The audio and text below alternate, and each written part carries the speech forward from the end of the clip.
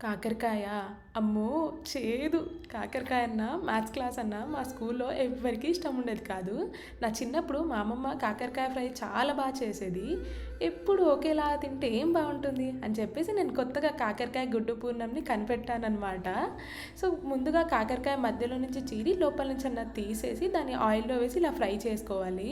ఒకవైపున వెల్లుల్లి, జీలకర్ర, కరివేపాకు, పసుపు, ఉప్పు, కారం వేసి దాన్ని మిక్సీ పట్టుకోవాలి. ఆ ముద్దని ఫస్ట్ అయితే ఒక గిన్నెలో నూనె తీసుకున్న తర్వాత అందులో ఎగ్ పగలగొట్టి కొంచెం ఫ్రై అవ్వనివ్వాలి ఒక 75%.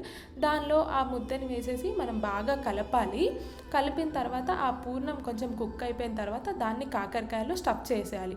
స్టఫ్ చేసిన కాకరకాయని మళ్ళీ కొంచెం ఫ్రై చేయాలి సన్నని మంటపై. అప్పుడు అది మగ్గి చాలా టేస్ట్ వస్తుంది. ఇప్పుడు మీరు డైరెక్ట్ కూడా కాకరకాయని తినొచ్చు అనమాట. అస్సలు చేదు ఉండదు. ఒకసారి ట్రై చేసి నాకు కామెంట్ చేయండి. సబ్స్క్రైబ్. బాయ్.